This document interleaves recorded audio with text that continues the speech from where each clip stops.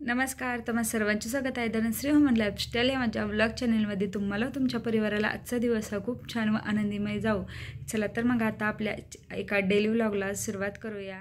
आजपासून चालू होणाऱ्या नवीन वर्ष म्हणजे 2024 हे वर्ष तुम्हाला व तुमच्या परिवाराला खूप छान व आरोग्यमय जाऊ ही ईश्वरचरणी प्रार्थना। चला तर मग आता आपल्या आजच्या एका नवीन अशा वर्षातील पहिल्या व्लॉगला सुरुवात करूया। वर्षाची सुरुवात ही तुम्ही कशी केली ते मला नक्की सांगा व आम्ही तर खूप छान असे मस्तपैकी व्हेज कोल्हापुरी करून केलेले आहे। तर तुम्ही तुमच्याकडे काय छान असा मेनू होता तो नक्की सांगा, नक्की कमेंट करून सांगा। चला तर मग व्हिडिओला सुरुवात करूया। व्हेज कोल्हापुरी करण्यासाठी इथे मी 2 कांदे चिरून घेतलेले आहेत, एक बारकी सिमला मिरची, एक टोमॅटो, कोथिंबीर, फ्लावर 1 वाटी, वाटाणा अर्धी वाटी, बीन्स, गाजर अर्धी वाटी, ह्या सर्व भाज्या घेतलेल्या आहेत। तुमच्या आवडीनुसार तुम्ही भाज्या इथे कमी जास्त करू शकता। तुम्ही इथे पनीरही ॲड करू शकता किंवा मग तुमच्याकडे ज्या भाज्या अवेलेबल असतील त्याही भाज्या तुम्ही वापरू शकता। पण शक्यतो एवढ्या भाज्या मी वापरते म्हणजे आपली भाजी खूप छान होती।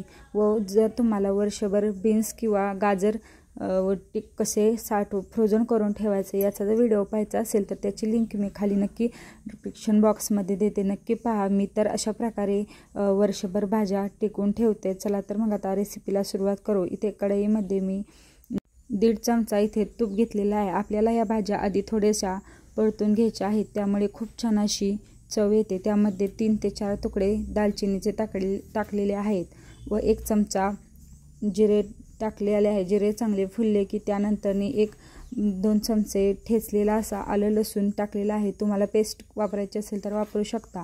त्यानंतरनी हे सर्व आलं लसूण व मसाले चांगले व्यवस्थित असे मिक्स करून झाले, छान असे परतले की त्यानंतरने आपण ज्या भाज्या घेतलेल्या आहेत त्या मी सर्व स्वच्छ अशा धुवून घेतलेल्या आहेत। त्या सर्व भाज्या आता यामध्ये टाकून छानपैकी अशा त्या थोड्याशा मऊ होईपर्यंत परतून घ्यावा।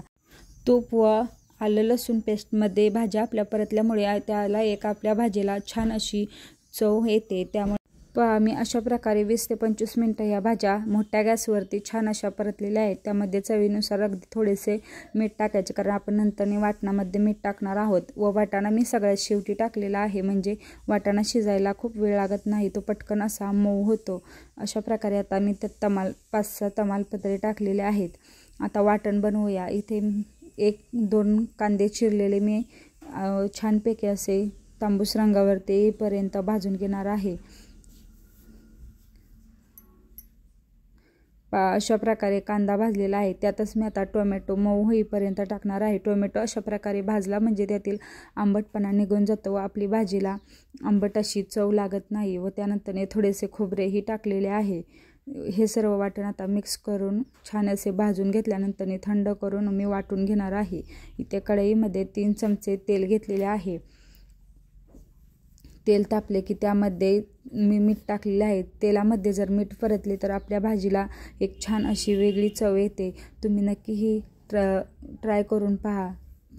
तेलामध्ये छानपैकी मीठ भाजले की त्यानंतर तयार करून घेतलेलं हे कांदा टोमॅटोचे व खोबऱ्याचे वाटण मी यामध्ये टाकलेले आहे। आता हे चांगले तेल सुटेपर्यंत परतून द्यायचे। त्यानंतर इथे मी आमचा घरगुती तिखट 2 चमचे मसाला घेतलेला आहे। त्यानंतर एक मोठा चमचा घरकुल मटण मसाला व मिरची पावडर घेतलेली आहे, 1 बारीक चमचा।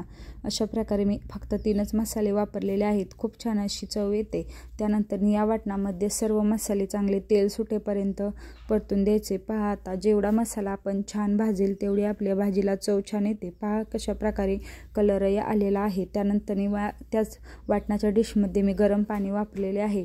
भाजीला जर चांगली चव व तरी यायची असेल, तुम्हाला जर वाटत असेल तर भाजी करताना कोणत्याही रस्सा भाजी करताना गरम पाणी वापरायचे, म्हणजे आपल्या भाजीला खूप छान अशी तरी व चवही येते। पाहता हे सर्व मी परत पुन्हा तेल सुटेपर्यंत परतून घेणार आहे। पहा मी थोडं फास्ट दाखवलेलं आहे, पण पाहू शकता कशा प्रकारे छान असे तेल सुटलेले आहे। जेवढे आपण वाटण छान भाजू तेल सुटेपर्यंत तेवढ्या आपल्या भाजीला चव छान येते। त्यानंतर आपण परतून घेतलेल्या या भाज्या सर्व यामध्ये मिक्स करून घ्याव्यात व सर्व मसाला लागेल अशा पद्धतीने मिक्स कराव्या। पहा मसाला सगळ्या भाजींना लागल्यानंतर किती छान अशी भाजी लागत आहे. अगदी थोडे पाणी ओतून तुम्हाला जर अशी सुक्की भाजी आवडत असेल तर सुक्की करा, किंवा तुम्हाला जेवढा रस्सा यामध्ये करायचा आहे तेवढा करा. मी ते गरम पाणी ओतलेलं आहे व आम्हाला लागेल एवढा मी रस्सा तयार करून घेतलेला आहे. सर्व मिक्स करून घ्यावे व छान अशी वरून हिरवीगार अशी कोथिंबीर मी टाकलेली आहे व हे आता शिजण्यासाठी ठेवणार आहे.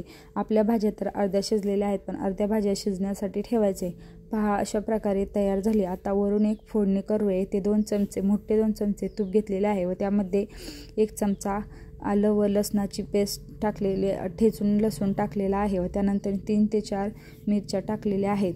छानपैकी असा हा तुपाचा खमंग फोडणी आपल्या त्या भाजीवरती टाकावी, म्हणजे अजून एक छान अशी चव तयार होते. पहा, फोडणी गरमागरम चुरचुरीत फोडणी ओतली की मस्तपैकी असे झाकून ठेवावे व खायच्या टायमिंगला छान असे मिसळून गरम करून खाण्यास घ्यावी. तयार झाली आपली चमचमीत व मस्तपैकी अशी हॉटेलमध्ये मिळते अशी व्हेज कोल्हापुरी रेसिपी. कशी वाटली ते मला नक्की कमेंट करून सांगा. आमच्या घरच्यांची तर रिॲक्शन तुम्ही पुढे पाहणारच आहात.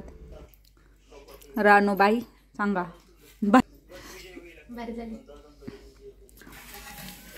दाद्या बोल पटकन.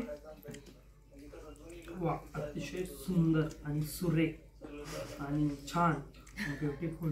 वा, एकदम छान, एकदम छान, ब्युटिफुल. या या म्हणजे काय? या आय